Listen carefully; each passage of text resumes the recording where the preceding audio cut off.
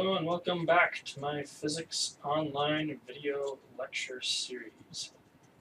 Today's video I wanted to look at the second part of my lecture set on oscillations and waves. This set of lectures covers all of oscillations and waves that I'm going to cover in my Physics 2 courses.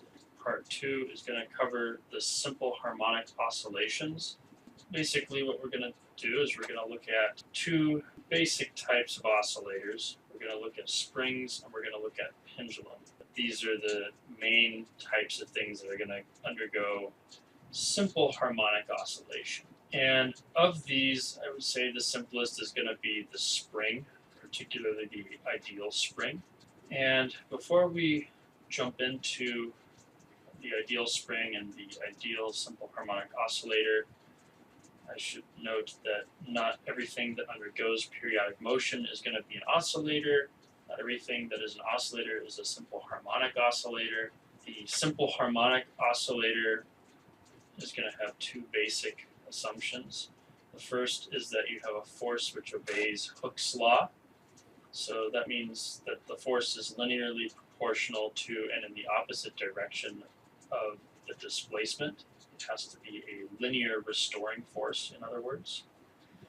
The other assumption is that we basically ignore all other forces that act upon the system. So we ignore other restoring forces. There's going to be no damping. There's going to be no friction.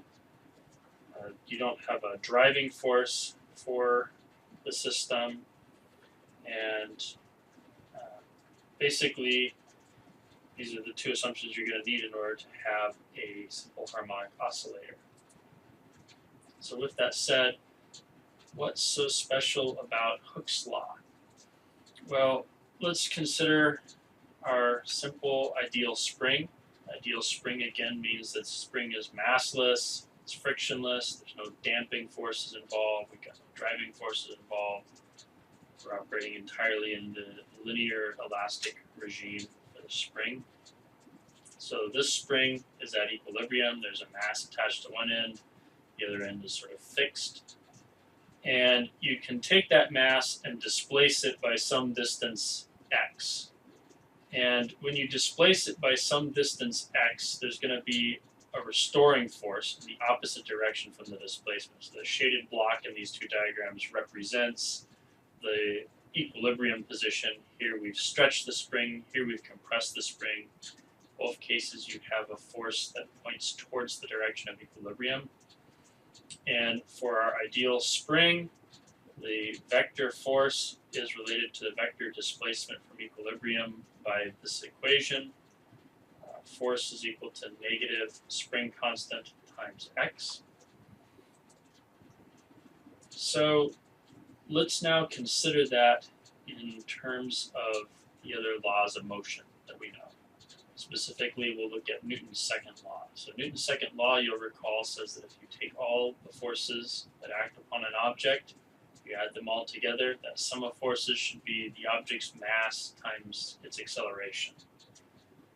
And so in this case, ultimately you get an acceleration which is proportional to the amount of displacement that you have in the opposite direction of the displacement, but ultimately the acceleration is linearly proportional to the displacement. So here is that equation. The acceleration is spring constant over mass times the displacement. That's basically substituting Hooke's law in for all the forces. That's the only force acting on the system, and then solving for the acceleration. So the first thing to note here is that because this right here is not a constant, once you release the block, it starts moving, therefore the displacement starts changing. That means that the acceleration is not constant, and so the constant motion kinematics equations that we did last semester no longer apply. We need to get a new equation of motion. All this stuff actually introduces a few new terms to our vocabulary, at least as regards oscillators. So Oscillation, that one is almost a gimme from our periodic motion discussion in part 1 of this lecture. One oscillation is going to be a complete cycle of motion. Motion has to be cyclic, it's going to be periodic, it's going to be repeated. Okay, no problem there. Amplitude is the A or the X max in that equation that we just wrote down for the solution of X of t. It's basically how much displacement can the oscillator have from equilibrium at its maximum displacement. It goes this far away and no farther. Very often, though not always, this is treated as the initial displacement. Why not always? Well, I can pull a mass away from equilibrium on a spring and then give it a push instead of releasing it. And if I do that, it's going to mean that the amplitude is not my initial displacement. It will be somewhat larger than my initial displacement. The other thing that does is it adds the need for a term like this phi for phase. Usually, if you just pull out to some initial displacement and then start the timer when you release it, then you can describe this motion as just x equals a cosine omega t, and you can ignore this plus phi. And in that case, if you wanted to write it as sine, you'd have plus pi over 2. This phase is always in radians. So the phase basically is telling you, are you actually at the amplitude at time 0 when you release it, or at time 1 period, or what half a period. Okay, the period, big T, is how much time does it take to complete a single oscillation. So when I say at 1 period, that means you've completed 1 full oscillation. Half a period means you've completed half the time of that oscillation. Frequency is actually the inverse of the period. It's the number of oscillations per unit time. So whereas period has units of seconds, frequency has units of inverse seconds or hertz. And then this omega term, lowercase omega, is angular frequency, has a very similar definition to its definition in rotational motion when it represented the number of radians per unit time. So a complete circle is 2 pi radians. A complete oscillation is equivalent to a complete circle. So this angular frequency is equal to 2 pi times this frequency. It's also equal to 2 pi divided by this period. So let's look at what a simple harmonic oscillator would look like graphically. Make these graphs by, for example, attaching a marker to your mass that's on the end of a spring, pulling the spring and releasing it, and then maybe cranking a piece of paper through the marker, that's to make this one, as the thing oscillates, linearly cranking it. This one, you can't get quite like that. You'd have to maybe use a photo gate to measure the speed or to measure the acceleration. Turns out, though, that this is basically what these graphs will look like. We're assuming that you have some equation like x equals a cosine omega t, and to do that, you basically would be pulling the mass out to the amplitude and then just releasing it and letting it go. All right. So the other thing to notice about these, for one thing, they all look like sine or cosine waves. Second, you'll notice that they look like they've been shifted by some phase. So this one starts off at the amplitude A. When we're half a period done, it's at negative A. When we're a quarter of a period, it's at 0, that's equilibrium. 3/4, you're at 0, that's equilibrium. 1 period, you're back to where you started, full displacement. If you look at the velocity versus time, you'll notice that you start at 0, so initially it's at rest. Then you're at 1/4 of a period, you're at the maximum displacement away in the compressed direction. Then you get back to 0, then you're at the maximum in the stretched direction, and to 0. This looks like we've taken this sine wave and shifted it by pi over 2 in this direction. In other words, we've shifted it by 1/4 of a cycle, 1/4 of a period in this way. And this acceleration looks like we shift by another quarter period from this velocity cycle. So each successive one of these kinematics graphs is shifted by 1/4 of a period from the last one. What I'd like to do at this point is obtain an expression for the period of the spring oscillator as a function of some of the actual properties of the spring, or maybe of the spring earth system. And so what you see here, this is actually a screen capture from one of those simulations that the Colorado physics education team has put together. You can go run this simulation on your own. I'm not going to do that in this particular video. But basically, I want to either by experiment in the lab or by simulation with the Colorado PhET program, obtain the relationship between period, which is how much time it takes to complete an oscillation for the spring, and some of the basic parameters like mass or spring constant, the initial displacement, which is the same as the amplitude, and the gravitational acceleration. Basically, the way that I'm going to go about this is I make a set of plots like what you see here. So these are mostly experimentally generated. Of course, I had to do the simulation for gravitational acceleration versus period, but the rest I can do experimentally in a lab.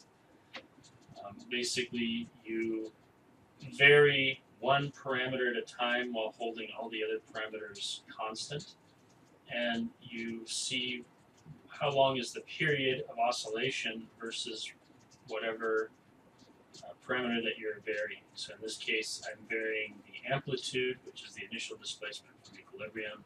In this case, I simulate a variation in the gravitational acceleration. Here I'm simulating the changes of mass and how that affects the period of the spring. In this one, I'm changing the spring itself, so I have a different spring constant. I'm seeing how that affects the period of the spring. And looking at each of these graphs, we notice that some of these plots are actually constant. So the period is not dependent on amplitude, for example, because you could draw a horizontal line of best fit for this plot. It's not going to depend upon the gravitational acceleration. You can draw a horizontal line of best fit for this plot. You might want to ask yourself at this point if either of these are what you would expect. Okay, now let's look at the period versus mass and the period versus spring constant. These two are obviously not constant periods. There's some real variation here. This one implies that the period does depend on the mass and on the spring constant. So what we do is we take each of these graphs and we try to get a line of best fit for them. So one way of doing that is that this one had looked like it might be a parabola, for example. So we try squaring the axes. In this case, I squared only the neither axis really, and this one I squared the period axis. So here you have a sideways parabola, here you have a straight line. And anytime you have a straight line, you can write y equals mx plus b. So the thing on the y-axis is period squared. B is the y-intercept, it goes from 0, 0. X is whatever is on the x-axis. So our equation is of the form period squared is slope times mass. So we've got to find the slope of this line, and then we have an equation relating period to mass. And in this case, the slope was actually given by 0.46 seconds squared per kilogram. So that might not be a unit that we've seen much of, but it actually turns out to be a familiar unit. So this is the equation with numbers in. And we can go through the same process with a varying spring constant. Alternatively, we could have made several of these plots, one each for 2 or 3 different spring constants, or 5, or however many springs you have available. You'd expect to see a line for each spring. The question is, does the line change? Does the slope of the line change when you change springs? And the answer actually would be yes, and you know that it does because you see from the original period versus spring constant that you get not a constant period. So we go through a similar analysis with period versus spring constant. Basically, we invert the axis. In this case, we look at frequency versus spring constant. We get something that looks very much like our original plot of period versus mass, sideways parabola, in other words. So we go through the same process of squaring an axis, getting a line of best fit, doing a y equals mx plus b thing, seeing that in the y-axis you have a frequency squared, on the x-axis it's a spring constant. And so you end up with some equation that looks like this. And again, you get some very strange looking units. It turns out that these units will actually simplify. So seconds squared per Newton per meter simplifies to some other unit that you've seen a little more often. More on that here. We notice that the units are equivalent for the first set of graphs, the period versus mass graph, to meters per Newton. For that second graph, the simplification is that seconds, inverse second squared divided by newtons per meter is the same thing as kilograms. So one possible explanation for that is that the slope of the period squared versus mass is 1 over the spring constant, and the slope of the frequency squared versus the spring constant is 1 over the mass. And it turns out that if you look back at the numerical answers we calculated for these two slopes, 0.46 seconds squared per kilogram is off from the spring constant. You know, the spring constant was 85 newtons per meter. If you divide 1 by 85, you don't get 0.46. In fact, you're a factor of about 40 too large. And then similarly, if you divide 1 by 1.05 kilograms, you don't get 0.024 inverse kilograms. You actually are, again, off by about a factor of 40. Okay, so that factor of 40 actually comes from a 4 pi squared.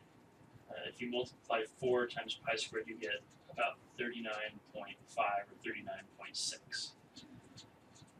It's very nearly 40. Okay, so putting all of that together, you can see that period squared looks like slope times m. You can see that 1 over period squared is slope times ks.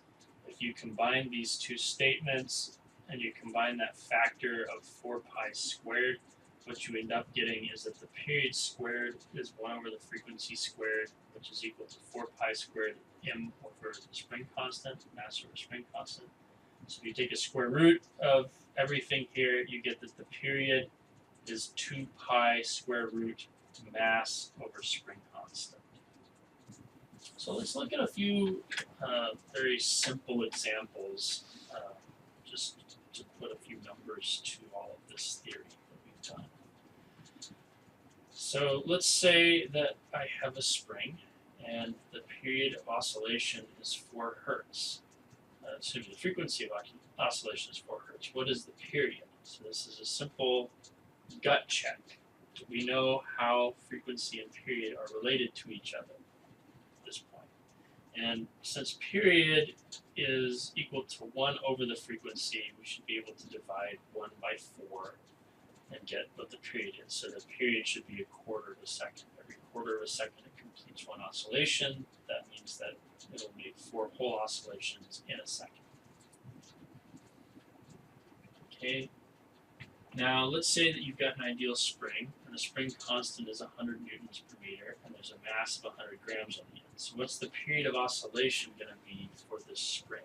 Okay, so here's a slightly, maybe we have to use a calculator or something. Now the period, again, t is equal to 2 pi square root mass over spring constant. We just gave that the mass was 100 grams. So that is the same as 0.1, maybe 0.100 kilograms. The spring constant was 100, just 100 Newton per meter. So that means that this period must be 2 times pi times the square root of 0.100 kilogram divided by 100 newtons per meter. So whip out your calculators, and just a little shy of 0.2 seconds. So this is actually 0.19869 seconds. So if we're going to round off to 3 significant figures, we end up with 0.199 seconds. So that's the period of your spring. All right, last but not least, let's say you've got an ideal spring with a frequency of 0.25 hertz and a mass of 1 kilogram. So can we get the spring constant out of that? It's just a reworking of the previous equation. So again, we have that the period, which is 1 over f, is 2 pi square root m over ks. Thing that we are looking for in this question is the spring constant ks. So we're actually looking for this term right here. So solve. So t squared is 4 pi squared m over ks. Therefore, ks must be 4 pi squared m over t squared. And m over t squared is the same thing as 4 pi squared m f squared, mf squared. Okay, so spring constant in this case should be 4 times pi squared times our mass was 1.0 kilograms times the 0.25 inverse seconds squared. So that gives us about 2.45, about 2.47 seconds. We only had 2 significant figures, so maybe 2.5 seconds. Alright, so now we have obtained, basically experimentally, the rest of our equation of motion for a spring. Again, if you wanted to get the actual form of the equation, you could do some setup like this where you get a mass on the end of a spring with a little marker or a blotter or something, and then a paper that you sort of roll linearly with time. And it will, in fact, make this sinusoidal curve. Of course, it's a little messed up right here. It should actually be continuing upward. But you'd get basically a sinusoidal curve. You can fit to it the equation that it's the amplitude, which is this maximum displacement, times the cosine of omega t, which is the same thing as the cosine of 2 pi times the time divided by the period. And ultimately, in terms of properties of the spring, you'd have whatever the maximum displacement is times the cosine of the square root of spring constant divided by mass, square rooted times the time. So that basically is how you get the equation for the displacement versus time of this simple harmonic oscillator spring. And all the other simple harmonic oscillators will follow an equation that is like this equation. So this basically is our boxable equation. It describes a simple harmonic oscillator in general. This one does. This describes specifically the ideal spring. there is an alternative derivation which is possible for those of you who are using physics with calculus.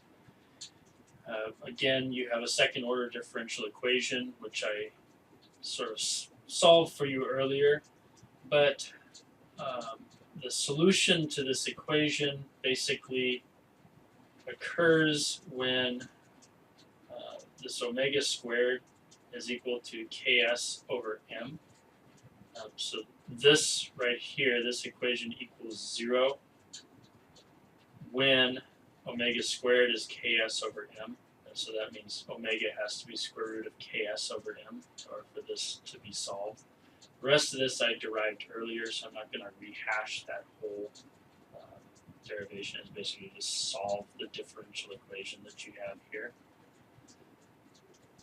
And so here is the summary of the equations then for our simple harmonic oscillator. These two I didn't derive. I just am stating that these are the equations. For those of you who are in the physics of calculus class, it's actually straightforward to get these two equations. You just take a first derivative of this equation to get velocity, you take a second derivative to get acceleration. And experimentally, these can be obtained by just basically doing like a photo gate to measure the speed everywhere, or a motion sensor to measure the speed everywhere of the oscillator, and ditto for the acceleration, and they will in fact follow these two equations. You can also see it from those graphs that I put up quite a few slides back. So let's do a slightly longer spring oscillator example. So you have an ideal spring. It's being stretched by an amplitude of 0.25 meters. It's released as a period of 2 seconds. It's got an oscillating mass of 1 kilogram. So to write all of that out, we have amplitude is 0.25 meters. Period equals 2.00 seconds. And mass is equal to 1.00 kilogram. Okay, so the first question is, what is the simple harmonic oscillator's spring constant? So it's the spring constant of this spring, in other words. Well, recall that the period is given by 2 pi square root m over ks. So if we want to get the spring constant, we rearrange this equation to get that ks is equal to square both sides, divide both sides by t squared, multiply by ks. So you have 4 pi squared m over t squared. So it's basically going to give you 4 times pi squared times 1.00 kilograms divided by 2 squared is again 4 seconds. So pi squared is what falls out of this. You basically end up with a spring constant of actually very close to 10. It turns out that pi squared is approximately equal to 10. It's at 9.869. So we'll call that 9.87 newtons per meter. So if we wanted to do a very quick approximation, we'd call it 10. Okay, part B. What is the maximum magnitude of the velocity? So, in other words, what is the maximum speed that this oscillator is going to have? So, to do that, we can use this speed equation that we obtained. Basically, it looks like A square root ks over m times the sine square root ks over m times t plus phi. Now, you may be looking at that and saying, okay, how am I going to get a maximum speed out of this? And the answer is that this whole part of the expression has a maximum value of 1. So this whole expression is always greater than or equal to -1. It's always less than or equal to +1. Basically goes from +1 to -1 and back. So the maximum value of the speed is when this has a value of either plus or minus 1. And so basically Vmax, therefore, is going to be given by the amplitude times the square root of Ks over m. And so that's 0.25 meters times the square root of that 9.87 Newton per meter that we just got in part A over 1.00 kilogram. Given. So the maximum speed that this guy has, you would expect about a little over 3/4 of a meter per second, 0.785 meters per second.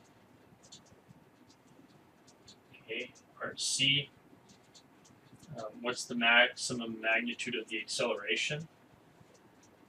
That one is even more straightforward. You can actually just use Newton's laws to do that and figure out that the maximum acceleration is when you have a maximum force, which is when you have the maximum displacement. The other way you could do it is you could use the equation that I just showed for the acceleration. Either way, so with that one you end up with a cosine term which still has these same rules, and so you end up with A max is equal to all the stuff that's outside that cosine term. So that's amplitude times Ks over m. So we basically do the same calculation again, but without taking a square root. So that's basically 0.25 meters times 9.87 newtons per meter, and then we're dividing that by basically by a kilogram, and so that gives us 2.47 roughly, 2.47 meters per second squared. This right here is a mass, so it's kilograms, this is newtons per meter, this is meters, so if you check all those units you get meters per second squared, which is what we want. Okay. So then, last but not least, there is the question of where is the spring and what is it doing at time t equals 1.5. Okay, well, there's basically two ways that we could go about doing this. One is the physically intuitive way, and the other is the grind it out with math way. Grind it out with math way works just fine. What you basically do is you take these different equations. So we have a position versus time equation, we have a speed versus time, we have an acceleration versus time, or a velocity and an acceleration versus time, if you will. And we basically plug in this time equals 1.50 seconds. So you'd have, for example, x is equal to the amplitude times the cosine of really, you can write it as 2 pi over t times t, since we have this t. So basically a cosine omega t. And we just plug in our numbers. So this is 0.25 meters times the cosine of 2 pi divided by 2.00 seconds times 1.50 seconds. So notice 1.5 divided by 2 is 3/4. We're multiplying again by 2, so this is basically going to be you can call it 1.5 pi, or 3 pi over 2, in other words. And cosine of 3 pi over 2 gives us a value of 0. So actually at this time it's at the equilibrium position. And we can repeat this for the velocity and we can repeat it for the acceleration. But having solved this part of it, having figured out that it's at equilibrium, so x equals 0.0 meters, that's equilibrium. Alright, we can plug in again for v and for t, do it the math way. Here's where the physics intuition comes in though. If it's at x equals 0, it's at equilibrium, that means that the net force at that time is 0. So there's no net force acting on this object. If there's no net force acting on this object, what's the acceleration got to be? Well, a must be 0. And furthermore, when a is 0, that's when speed is at its maximum. So we already figured out what the maximum speed is. So v must be equal to v max is equal to 0.875 meters per second. Alright, so those are the answers to this spring oscillator example. The next thing that I wanted to talk about, next kind of oscillator, is the pendulum. And in the simplest case, the pendulum is going to consist of a long string, which is massless or nearly massless. It's an ideal pendulum that's massless, but it's a good enough approximation that the mass of the string just be less than the mass of the bob, which is suspended at the end. So the top of the string is fixed in place, the rest can swing freely. The bob has a mass that is much larger than the string's mass. Other than that, the mass of the bob shouldn't matter. And the diameter of the bob should be much less than the length of the string. In fact, ideally, it is a point mass. And as long as you choose a small angle as your maximum displacement, your amplitude of displacement in other words, this will move like a simple harmonic oscillator. And again, this imposition that says we need to have a small maximum displacement, operationally, if you're in the lab, you maybe are using a protractor, it's marked off in degrees, so maximum displacement of 10 degrees or less, no problem. It should act like a simple harmonic oscillator. In actuality, you're going to want to measure, or in your theory, you're going to want to have this angular displacement in radians, and the rule is basically that you want this maximum displacement to be much less than 1 radian. The other thing about this is that this maximum displacement being relatively small is true for springs as well. I already mentioned that a spring is only going to work as a simple harmonic oscillator as long as it's in the Hooke's law regime. That is, in fact, the linear or elastic regime of the spring as an elastic object, the spring under tensile stress and strain. And so that happens for up to a certain maximum amount that you can stretch the spring before it enters the plastic regime. So the pendulum is actually not that different from a spring in this sense. So let's look at the restoring force on the pendulum, because in the spring the restoring force was from Hooke's law. So what is it for a pendulum? Well, here you can see a simple free body diagram. And basically you have your mass at the end of the string. The string makes some angle theta with the vertical. And that also means that if you continued this string, it would make an angle theta with respect to the force of gravity, the weight. So here's the weight. T represents the tension in the string. These are basically the two forces that are acting upon this pendulum. And so the net force is going to be the vector sum of these two, might be something like this. And as long as you have a very small angular displacement, this net force actually is going to more or less be horizontal. The motion is more or less going to be a horizontal motion. And so the main restoring force you can write as being the x component of gravity, because the y component of gravity here is actually going to cancel with the tension, or is going to provide, if not a cancellation, is actually going to provide the centripetal force, because if you were to complete a revolution with this, you'd have circular motion. So you actually need to have a balance between tension and the y component of gravity for your centripetal force. So the x component is the one that's important here as our restoring force. And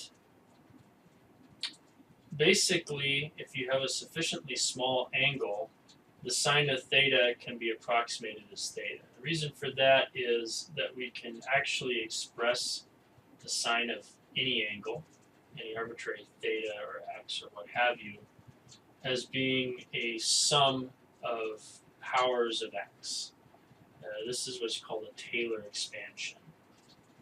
And it turns out that the sum of powers of x, the first term in this expansion is just x, or theta as it is. The second term is a minus theta cubed over 3 factorial, and then a plus theta to the 5th over 5 factorial, and so on. Well, if theta is much less than 1, then theta squared is going to be much, much less than theta. Theta cubed is going to be much, much, much less than theta squared, and so on. So all the terms except for that first one disappear from your polynomial.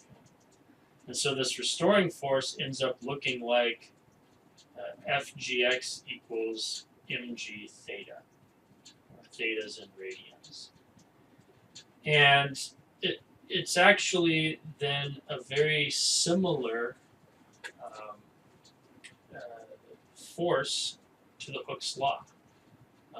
You could think of it one of two ways. One is that the displacement is this angle away from the vertical, and in that case the force as a function of this angle is about equal to mg times the angle. So that's exactly like Hooke's law. We replace the springs constant with a mg. The other way to look at it, of course, is that the displacement is entirely a horizontal displacement, and that works, again, as long as this angle is very small. For a small angle, you don't have much change in the vertical distance, but you might have a substantial change in the horizontal displacement. And in that case, you basically would have that your displacement x is equal to whatever this length is times the sine of theta. And so that total displacement, again, ends up being a function of this angle theta. Basically, you end up with x is approximately equal to L theta. So again, or conversely, the force is equal to mg x, basically x over L. And so you can go through similar analysis with this to what we did with the spring, and you'll obtain fairly similar results. You're going to get a different expression for angular frequency and so on. Turns out angular frequency is a function of the free fall acceleration and the length of the string. So the mass doesn't matter, the displacement doesn't matter, but only free fall acceleration and length. Basically, we have these parameters that I got in the first part for the ideal spring. You have an analogous parameter in each case for the pendulum. So for example, your displacement, you could use x for the spring, or delta x. Here we might use a delta theta, or sometimes just simplified to theta. You can in fact also use an x. Your restoring force, you're going to be describing, in the case of a spring, Hooke's law, it's negative ksx. In the case of a pendulum, it's mg theta. So mg times displacement, k times displacement. Period, 2 pi square root 2 properties of the spring, 2 pi square root a property of the pendulum, a property of the earth, so basically 2 properties of the earth pendulum system. And then the position looks like a maximum position times the cosine of 2 pi times t over a period. And ditto for this one. Or if you want it in terms of x, it's going to look like this. So you can do a side-by-side comparison of both the pendulum and the mass. And so basically you have some maximum displacement, gives you a maximum acceleration, velocity is 0 at that point. You release it, pendulum swings through its equilibrium, the spring moves to equilibrium. When it's at equilibrium, there's 0 acceleration in both cases, you're at a maximum speed in both cases. It swings through to the opposite side. You basically end up, in the ideal case, with the same displacement from equilibrium as you had initially, just in the other direction. So theta max, delta x max, max. Maximum acceleration, 0 speed, and so on. Motion just keeps repeating back and forth between the two amplitudes. So this also means that the motion of the pendulum can be described using sine and cosine waves, just like a spring. Let's do a few short examples just to put some numbers to all of this. Suppose that you're going to build a clock. You're going to use a pendulum. You want 1 second per oscillation while on the earth near sea level. So the question is, how long do you need to make the pendulum be, and how much mass would you want to attach to the end of it? All right, so again, the period in this case is 2 times pi times the square root of L over G. So we want the period to be 1 second per oscillation. So T is 1.00 seconds, G 9.8 meters per second squared. We're solving for how long this guy should be. So length should be T squared G over 4 pi squared. So put all that in. You end up with just shy of 1/4 of a second. So this is 0.248 seconds. Quick rule of thumb here, by the way. If you want to build a ideal pendulum on the earth with a length of 1.0 meter, sorry, this is 0.248 meters. If you have a 1.0 meter long pendulum, you're going to have a period of very nearly 2 seconds. It's actually 2.01 seconds if you round to 3 significant figures. So your rule of thumb basically is a 1 second pendulum is about 1/4 of a meter long. A 1 meter long pendulum gives you a 2 second period for oscillation.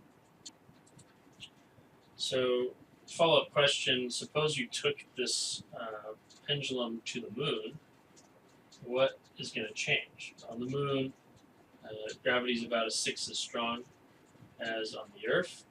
Mass doesn't matter here, doesn't matter here. So I guess the question remains, you want to keep time in seconds, 1 second per oscillation. How long do you need to make the pendulum now? Well, L is still going to be T squared times g over 4 pi squared, where g becomes g prime, or g moon. So L basically is 1.0 second squared times 9.8 meters per second squared divided by 6 if we're on the moon, over 4 pi squared. So how long does the pendulum now need to be?